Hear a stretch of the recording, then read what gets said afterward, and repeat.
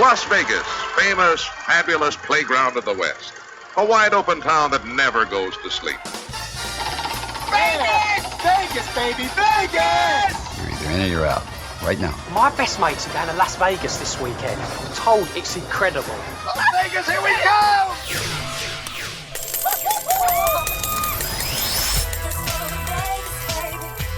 Pack your bags and get ready for a different kind of Vegas experience with someone who knows Vegas inside and out. You're listening to Vegas Never Sleeps with Steven Maggi.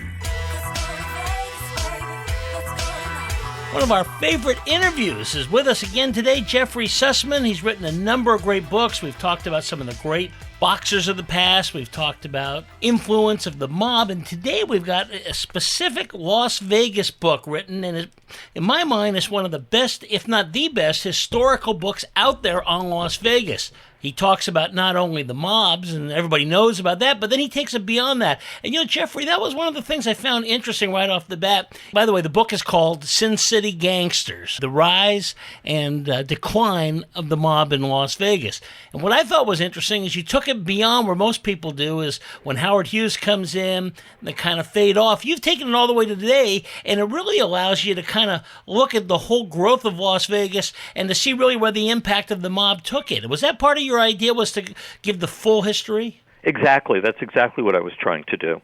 I don't think you can really understand where we're at now without understanding where it started. It really is a city that sure adapts quickly. One thing is you got to be willing to take a risk. Yeah, and all the people I wrote about were really extreme risk takers. It kind of goes along with the thing that makes Vegas what it is. Everybody knows about gambling. Well, you had to be willing to take some kind of a gamble. I mean, some of these are better risks than others, but really there's no playing in Las Vegas if you're not willing to kind of put it on the line. Exactly. That's exactly right. Well, let's talk about that. First of all, take us to the beginning of Vegas. Gambling is legal. It's in the 30s and so forth. How did the mob get in there? Because they figured this out right away. Yeah, I mean, they wanted a state where gambling was legal, where they wouldn't have to, pay off the cops in order to have gambling. It was legal. They could make it attractive so that people from all over the country would come there and gamble. And as Meyer Lansky said, he said, having a casino is one of the greatest stores in the world because it's the only kind of store where you don't have to sell any merchandise.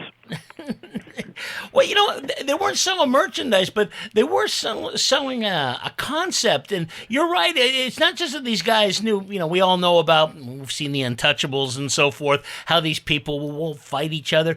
But there was a lot more to it than this. These people understood how to market, and they kind of understood where people, how much they wanted to gamble in a place where they could feel comfortable. Exactly. And when someone asked Meyer Lansky why he didn't cheat customers at his casinos, he said, why should I cheat them? I make plenty of money by having an honest game. In addition to which, if I cheat them, people are going to learn that my casino isn't honest, and they're not going to come back a second or third time. As long as they know that we run an honest game, people are going to come back over and over again, and we'll continue to do well. Well, it's the truth. And, that was one thing. I hear people talk about the good old days when the mob ran the place. And the one thing they will tell you is, nobody ever felt like they were cheated that way. I mean, you didn't want to get in the way of any family fights. But in terms of that, you were pretty safe. You were going to get a fair shake. Exactly. And not only that, it was a very safe town to grow up in. I interviewed, for example, Moe Dalitz's daughter, Susan Dalitz, who, as a young girl, grew up in Las Vegas, and she said, you could go out any place at night. You were perfectly safe. You didn't have to lock your doors. It was probably the safest city in the world. Well, it's funny you say that about locking the doors, because I even think when I first came of age and went down not only to Vegas, but this even applied in Reno and so forth, it's the one place you could walk in the middle of the street, kind of count your money in front of them, and you always felt secure. I mean, was that partly the way they set it up, where not only was it a fair game, but you kind of felt like if somebody was going to try to pull something from outside, they were going to take care of it for you? They would. I mean, there was the implicit threat that you better not mess with our customers, because if you do, you're going to find yourself in a great deal of trouble. It's interesting, too. You and I spoke a lot about mobsters involved in boxing, and that was fixing fights and things of that nature. And as you say, this time it was different. It was working at an illegal end. But they still had that illegal part. That came from getting, getting politicians in your back pocket, that kind of thing. Exactly. I mean, when they wanted legislation passed that would be beneficial to them, or they wanted legislation killed that would have been damaging to them, they had friends in Congress, in the Senate, locally and nationally, who would act on their behalf because these people poured in a ton of money into their campaigns. Tell us a little about some of those politicians. Were there some that were really just there because they were put up by the mob? There were a lot of politicians who the mob realized would do their bidding. And, it's almost as if they interviewed them for their job beforehand. And then they decided, yes, we'll contribute and give you whatever you need in order to get elected. And was there some guys that were on the other side? I'm thinking of like Robert F. Kennedy, who just simply decided to go after some of these. And we'll talk a little about his whole involvement with Hoffa and so forth. But was there some guys that they were kind of afraid of that they had to take care of to get them out of the way? Well, Robert Kennedy represented the biggest threat to them. And anyone who's still alive from that era still has a tremendous amount of anger directed at the memory of Robert Kennedy. Why do you think he did that? I mean, because certainly his brother didn't do that. I mean, there are some people that believe Giancana was one of the reasons he was able to win in 1960. So, but RFK was a different animal when it came to dealing with the mob. He was. He had been on, two sort of anti-mob committees when, as a counselor, before even his brother became president in the 1950s. And I think he thought it was, a terrific way of earning a reputation for himself. And then I think he just began to really believe it. He was directed towards doing this. He was like a avenging angel. Yeah, and let's talk about Jimmy Hoffa, because people know about some of the stuff about Hoffa and, of course, the way he has been missing for all these years, so to speak. But he was very involved in Vegas, right, in terms of using the pension fund. Right. He and Moe Dalitz had known each other since they were young men back in Detroit, because Moe Dalitz's family owned laundry businesses there, and they were constantly being challenged by unions.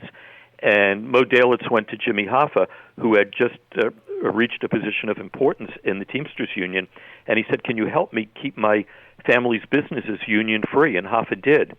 And after Prohibition, when Moe Dalitz opened gambling casinos in Kentucky and Indiana, he got some financing then from the Central States Pension Fund.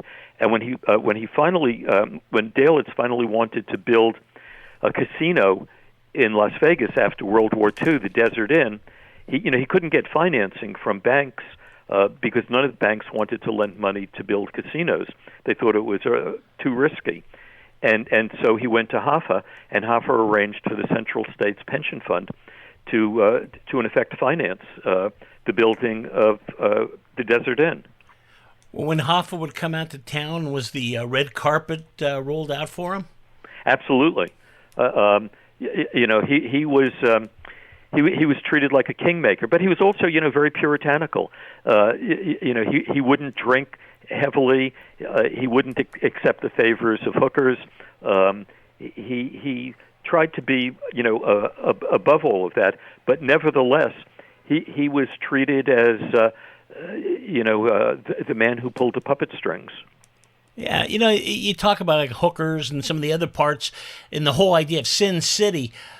Was that partly, do you think that really came about because the mob was involved, that, as long as we're here and we got people coming in, let's not miss out on other vices we can get and make some money off as well? Well, it certainly was an attraction for the gamblers and the people who gambled, and the mobsters weren't about to put an end to it because it benefited them that when people weren't gambling, they could have the services of a hooker, and then a lot of the hookers worked to bring gamblers back to the tables to keep it gambling. Well, okay, that's one way, and then I guess all the stuff with the entertainment, and we'll talk about Elvis and Frank Sinatra and stuff, but that was part of the idea right from the start, right? Even, when you talk about Bugsy Siegel and Meyer Lansky and these people, the entertainment was to bring those folks in, right? Because they wanted to, that was part of the whole ambiance they were trying to build. Yeah, it was an ambiance where anything goes, where you can come here and you don't have to worry. You can leave your conscience back home, and you can just come here and enjoy yourself. And you don't have to worry about anyone judging you or saying anything bad about you. You can give in to all your desires and just enjoy yourself and have a good time. So while this is certainly a 21st century marketing ploy, what happens in Vegas stays in Vegas. Right. That's really been, that goes back to those guys, right? I mean, that's where that comes from, really. Oh, absolutely. There's no question about it. Did people feel that way in the 50s and the 60s? Even then, was it sort of a thing like, if you're just a person living in New York or L.A. or wherever, and you want to go escape for a few days, you go down there, was the average person thinking about that? I mean, obviously, different levels of gambling will afford you different locations and things you can do. But was that part of it? It was a place you could go to sin? It was in many ways. In the 1970s, I interviewed a man named Big Julie Weintraub, who was one of the inventors of the Las Vegas junket and to the Dunes Hotel. And he told me that, he would have all these high rollers on a plane, and they not only were looking forward to, spending hundreds of thousands of dollars gambling, but also to having a good time with hookers and just enjoying themselves. And, they would leave their wives at home. And this was a special kind of vacation for them. Yeah, and these guys were so smart, too, that they knew there was different levels of this, right? So there were more moderate hotels where there were junkets, too. It just was at a lower level, that kind of thing. And then eventually they went international, where they got people coming from all over the world. Exactly. That's exactly right.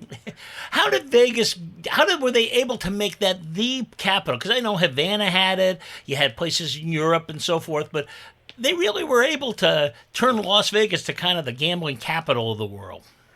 Yeah, there were a lot of people, I guess, who were reluctant to go to Cuba for one reason or another, and Las Vegas seemed, like an easier destination, a more American destination. You didn't have to worry about a passport, different kinds of currencies, the language. It all fed into the ease of going to Las Vegas. Plus, it became well known that you could have all these various pleasures in Las Vegas without any problems. Well, also, the casinos put on these fabulous shows with showgirls, which the Havana casinos really didn't stress the entertainment part of it as much as Vegas did. Yeah, and then I guess, like you say, you're saying like an American place, and that's important not only from a patriotic standpoint, but it's also like, hey, if I get in any trouble, at least I can get an attorney and do some things. If I get in trouble in Cuba, who knows? Exactly. In the mid-1950s, my mother and father went to Havana on vacation, and my father gambled, and he won a lot playing craps. And someone came over to him afterwards and said, "You have to leave the casino. You've won too much money." Wow. That would never have happened in Vegas. No, that is interesting because, and people realized in Vegas, if you won a lot of money, they'd be publicizing it because they know that most people aren't, and they use that as a marketing tool to get other people in. Exactly. That's exactly right. Well, and it goes back to what you said before about Lansky, and they were smart enough to realize that, hey, we can make plenty of money with this and just play it, the odds are in our favor. That's right. And once you established a casino and it was up and running, the flow of cash that came into these people was just enormous. The only illegal thing that they did was the skimming, where they, because they didn't obviously want to pay taxes on all of that income, so they were skimming a lot of money off the top and then distributing it amongst the various owners. More with Jeffrey Sussman, author of Sin City Gangsters, The Rise and Decline of the Mob in Las Vegas, in just a moment. This is Vegas Never Sleeps. Let's go to Vegas, baby. Let's go tonight. Right now. Let's go to Vegas. We'll stay up all night. If you're living with diabetes and using insulin, you know the pain of pricking your fingers over and over again. By wearing a small remote device called a continuous glucose monitor, or CGM, you can reduce the pain of pricking your fingers right away. If you're testing your blood sugar 4 or more times per day, injecting insulin 3 or more times per day, or using an insulin pump, call the Diabetic Health Hotline today and learn about the latest CGM technology. A CGM can immediately reduce pain. It's accurate, easy to use, and helps you make better diabetes treatment decisions. And if you have Medicare, you can get a new CGM at little or no out-of-pocket cost. Plus, get free shipping, and we'll bill your insurance company for you. Call now to receive your new continuous glucose monitor at little or no out-of-pocket cost. Paid for by U.S. Medical Supply. Call 800-273-2295. That's 800-273-2295. Again, 800-273-2295. That's 800-273-2295. Do you owe the IRS $10,000 or more in back taxes? Are you being audited or investigated? Has the IRS sent you a letter demanding payment? You may not owe what they claim. Make this free call to the tax doctor now. Let them negotiate with the IRS on your behalf. Call 800-605-4650. 800-605-4650. That's 800-605-4650. Welcome back to Vegas Never Sleeps with Steven Maggi. We are talking with Jeffrey Sussman, author of Sin City Gangsters, The Rise and Decline of the Mob in Las Vegas, the brand new book that charts Vegas from the first modest mob-owned casinos to the present billion-dollar resorts. Yeah, and the Las Vegas skim was important, right? Because it was just another way. It's like taking that profit margin. How do I raise it a little bit? Well, there you go. Exactly. And it was interesting because Meyer Lansky was put in charge of, making sure that, let's say, the 20 different owners or people who had points in a particular casino, that they all got their share on a regular basis. And he never cheated them. He always made sure that everyone got what was owed to them.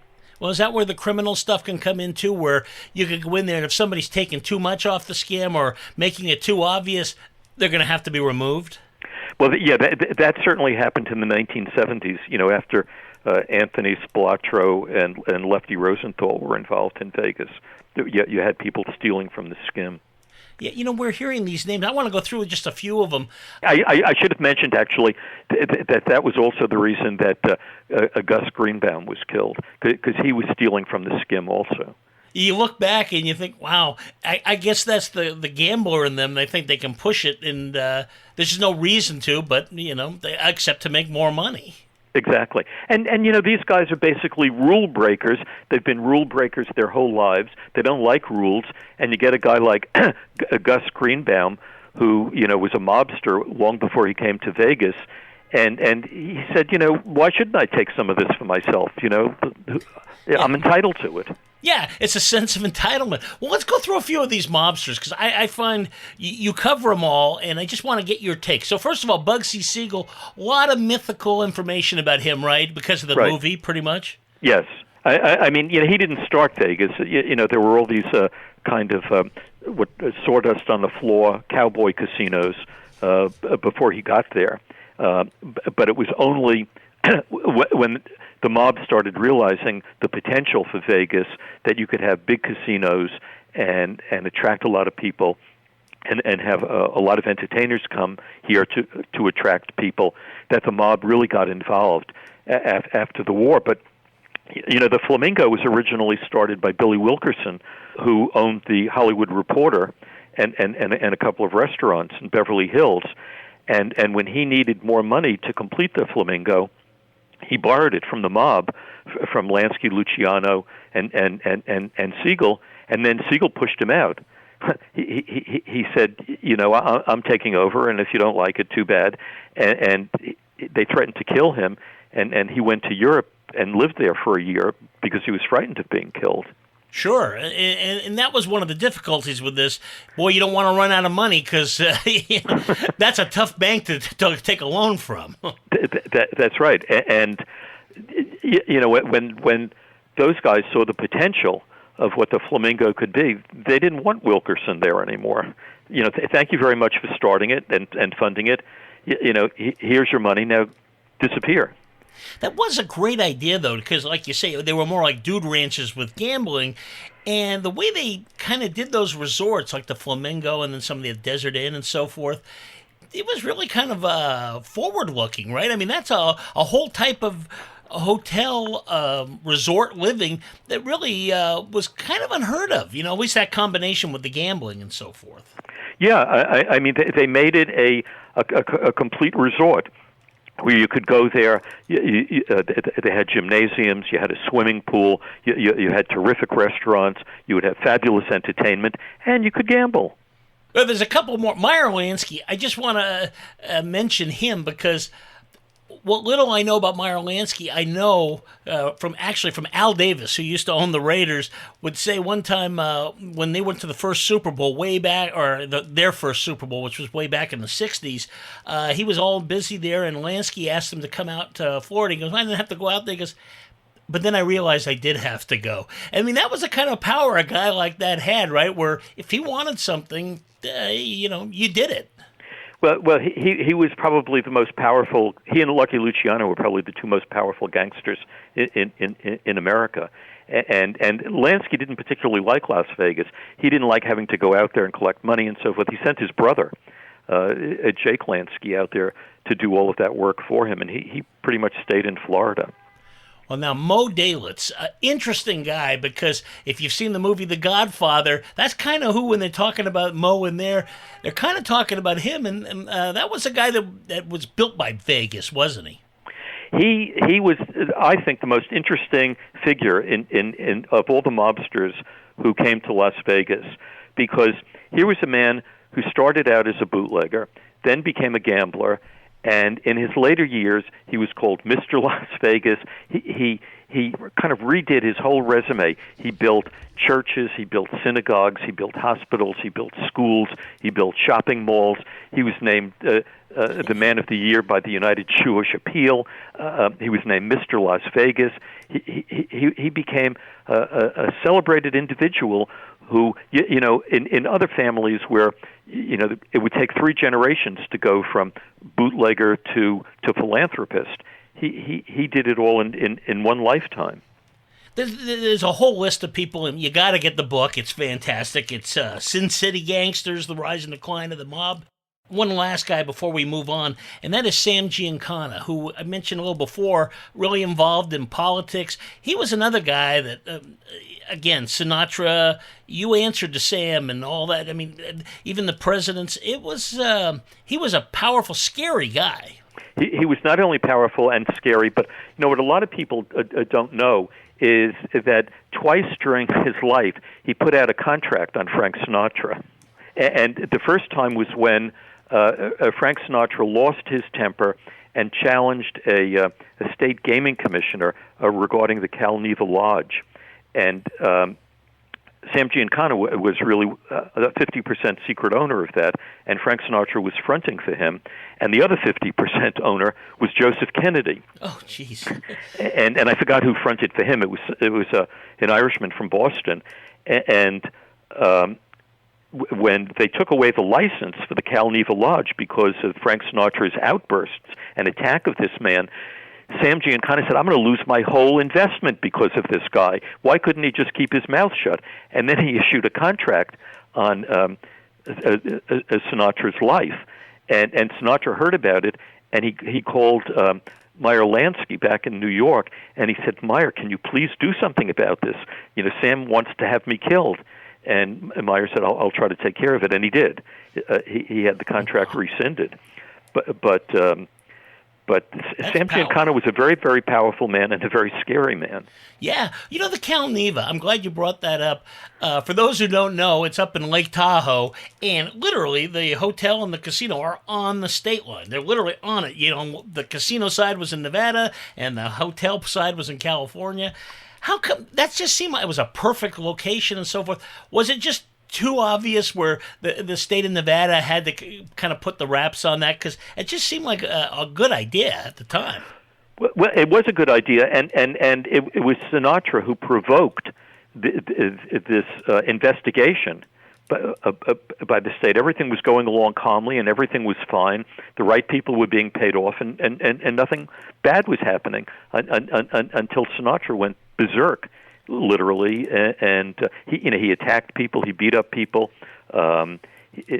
he tried to bribe the wrong people, and they got offended by it, and so they decided to go after it, and Sinatra was the cause, and that's why Sam Giancana was furious, and Sam Giancana did lose his investment in it. It cost about initially when it was first built, it cost a little over $1 million, and half of that came from Giancana, and half of it came from Joseph Kennedy. And that was real money in those days. It really was.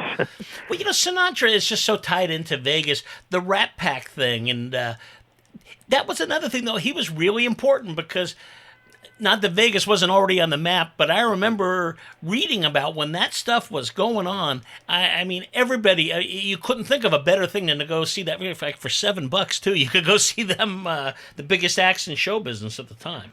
Yeah, Sinatra was an interesting case because, on the one hand, people loved him. He could, 1 minute tip a bellboy $100, and an hour later go into the restaurant and be served a hamburger that he didn't like. He would throw it against the wall and try to arrange to have the waiter and the chef fired. And I don't know if you've ever heard this story, that he was gambling one night at the Sands, and the Sands had just been bought by Howard Hughes. And Howard Hughes said any gamblers who owe the house money are not going to be extended any additional credit, so they pay off their markers. And Sinatra owed $200,000 to the casino, and he was playing blackjack late at night, and he lost $50,000, and he wanted another $50,000 line of credit, and the hotel wouldn't give it to him, and he became crazy, and he threatened the security guard. He started throwing chairs around. He went to the telephone operators and demanded that they call Carl Cohn, who was the overall manager of both the casino and the hotel. And they said, he's sleeping, he can't be bothered, he doesn't want to be disturbed. And Sinatra started ripping out their telephones. They had to call a security guard to have Sinatra removed. Finally, at about 5:30 in the morning, they were able to get Carl Cohn's attention, and he agreed to meet Sinatra in the Garden Restaurant, which is like a coffee shop in the Sands. And they were sitting opposite one another in a booth, and Sinatra is screaming at Carl Cohn, and Sinatra is sitting there with his bodyguard and friend, Chili Rizzo. And at one point, Sinatra says to Carl Cohn, "You're a dirty Jewish kike." And Carl Cohn picked up Sinatra by his shirt collars and punched him in the face and knocked out his 4 front teeth. Wow. And the man who told me this story was a man named Tony Napoli, whose father was a man named Jimmy Napoli, who controlled all the bookmaking on the East Coast of the United States. And his father got Tony Napoli the job as just the casino manager. And Tony had to drive Sinatra to an oral surgeon to have his lips sewn up. And when he came back to Vegas, then Sinatra was so angry that he drove his golf cart through the plate glass window of the hotel. And then he went back to Beverly Hills, and he called Tony Napoli's father, and he said, I want Carl Cohn hurt, or something to that effect. And Jimmy Napoli said to him, "You can't." He said, "He's one of us. Do you know what I mean, Frank? He's one of us. He's untouchable. You can't touch him." In addition to which, he said, "Frank, look who's signing your checks. It's Carl Cohn. No matter how big those checks are, and there are hundreds of thousands of dollars, he's the one who's employing you. And you have to understand something, Frank." He said, "You're not an owner. You're an entertainer. That's what you are. You're an entertainer. You're to be there to entertain people. You're not one of us. You don't own a big piece of this hotel." He owned 2 points in the Sands, and Sinatra wouldn't go back to the Sands for years after that. But the funny thing I forgot to add was because Sinatra mistreated so many of the employees there, the next day a poster went out in various places around Las Vegas with a big photograph of Frank Sinatra with his forefront teeth blacked out, and above the photograph of Sinatra it said, "Vote for Carl Cohn for mayor." Well, what's interesting about that is all that horrible language. That was something he wasn't known for. He was supposed to be the guy that was really ahead of his time. I mean, he wasn't a bigot, and yet he says something like that. Wow, it just goes to show he was kind of erratic at the time. I mean, well, there was a friend of his who was in the music business here in New York who said the problem with Frank was that he was an alcoholic, and when he was had drunk so much, he became a different person than the man he was when he was sober, who was a friend, a lot of fun to be with, and he wasn't at all a bigot. He was very much anti-bigotry, but this kind of thing popped out of him when he was well gone, drinking a lot. Wow. Now, what about Elvis? Because I know his thing with Vegas was interesting because when he first tried it back in the 50s, when he was hot everywhere else, it didn't go anywhere. But then he made his comeback and stuff, and Vegas was good to him.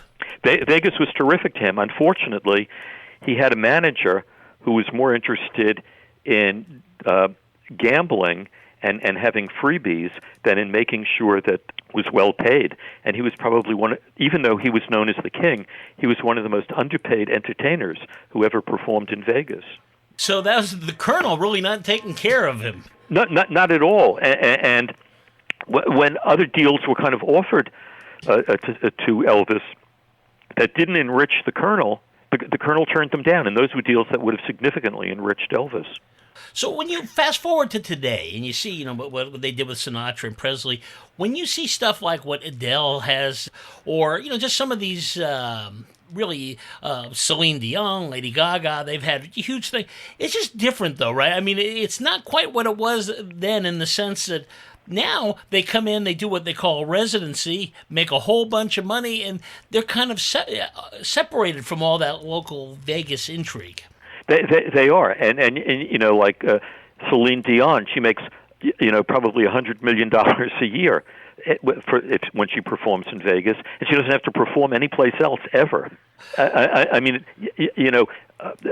Elvis was probably getting maybe $100,000 or $150,000 for a week of performing in Vegas. Sinatra was getting $400,000. But nothing like what they're getting now. No, it's amazing. And Elvis used to play like a show like at 3 a.m. or something too. I mean, they would never do that now. No, not at all. We got a few more minutes, and I want to cover what happened post thing. And you mentioned before Howard Hughes. That really was the thing that really changed the culture of Vegas, wasn't it? I mean, his arrival just changed everything. Absolutely. It was funny. In the late 1970s, I took a Christmas vacation at the La Costa Resort in Southern California, and I was invited to a New Year's Eve party at someone's house, and I began chatting with this elderly man who looked like a Norman Rockwell painting of someone's grandfather, and we were chatting, and we each had a drink, and he said, "Oh, my back is killing me, I've got to sit down." We sat down, and I asked him his name. It turned out his name was Morris Kleinman, and I said, "So, what do you do?" And he said, "Well, I used to be one of the owners of the Desert Inn. I was a partner with Moe Dalitz and Robert Tucker, and I forgot the other guy's name. And Howard Hughes came, and he took over the top 2 floors of the Desert Inn. And because he was a Mormon, and all the people who worked for him were Mormons, they didn't drink or gamble. And we reserved the top 2 floors for high rollers who would come during the holidays. And they would lose hundreds of thousands of dollars. We were losing a lot of money because of Howard Hughes. So we told him he either had to buy the place or move. So Hughes asked us how much we wanted for it. So, we came up with a price that was 4 times or 5 times the value of what the hotel and casino were really worth. And we thought, we'll tell him that, and he'll move out. We told him that, and he said, "Fine, I'll buy it." And he bought it. Oh, my. And that started all this stuff, right? Because then he didn't stop with the Desert Inn. No, he bought 12 casinos altogether. And while he was in the Desert Inn, he looked out his window and he saw this blinking sign from the Silver Slipper, and he hated it. So he bought the Silver Slipper so he could take down the sign and not have to look at it. Well, and at least people around here say that when Howard Hughes came in, it kind of was ushered in this new era, which continues today, is the culture of the accountant. By that, it's like no more freebies for everything. We're going to make everything makes money now. There's not all lost leaders the way they were in the days of the mob. Yeah, I mean, he put it on a much more business-like level than it had been before. Before it was, a kind of easygoing, and if someone won a few $100,000 in a casino, it wasn't immediately, told to the IRS. That they didn't have to fill out a form. They just got the money and they went home. Yeah, not anymore. No, not at all. In fact, it's funny. I was down in playing at a casino recently, and it was a win, but it wasn't that big a win. And the first thing they do is come out and go, "We got to get your information for the IRS." Really? When I'm having a bad time, you're not coming here and getting my information. Right, exactly. Well, after Howard Hughes, then. That brings in what I call kind of the scene of the visionaries, and I guess there'll be another thing after that. But I'm talking about guys like Jay Sarno, Kirk Kerkorian, Steve Wynn, which everybody knows, and of course Sheldon Adelson, who just passed. But like what happened to Wynn and so forth, do you think like that's the end of that era, and we're going to go into something different or something maybe just strictly corporate? I think it's very much corporate, and there's a tremendous amount of money to be made, and they've made sure that Vegas is now considered the entertainment capital of the world. It's not just a gambling. If you want all forms of entertainment, go to Vegas. You can find anything you want there. Yeah, but it's a different place. I mean, I look at like they're going to build the Sphere, unbelievable place. You talk about a risk. That place costs a fortune, and I'm just wondering who's going to be able to keep filling that place up. There's only so many seats, or I shouldn't say seats. There's plenty of seats. There's only so many people that can fill them. You're absolutely right. But Sarno, Kerkorian, Wynn, and Adelson, they made a ton of money. They invested billions of dollars, but they got it all back. It was extraordinary. So, Jeffrey, when you have done the entire picture, I think anybody if you've only been to Vegas once or you just seen a movie about it, you still have to have this book. And of course, if you've been here, it's incredible. I mean, it is the story of this town. So, with that in mind, where do you see the future of this? What do you think we're going to be looking at maybe 10, 20 years from now? Any ideas? I can see Vegas, little Vegas is popping up all over the world and in different parts of the United States where this is going to be looked upon as a tremendous source of income and jobs for municipal governments, and they're going to want to have Vegases like this in their states, and these people who develop brands, very big business brands in Vegas, are going to extend those brands nationally and internationally. And it'll be like Mobil Oil, or Mobil Oil isn't around anymore, but like Getty Oil, it'll be all over the world. No, that's a fascinating thing, and especially I think you're onto something, because if you look at what's happening with sports, gambling has become an intricate part of any sport, you name it, and now you have to have a portion of what you do has to fit that world. So that kind of makes sense. And does Vegas lose its sense of importance, or is that still going to be the capital of this stuff? Well, I think in the foreseeable future, it's certainly the capital of all of this stuff. I mean, it was the originator and the forerunner, and it keeps growing and attracting more and more people. And I think as long as it keeps growing and attracting more people, it's better than Disneyland.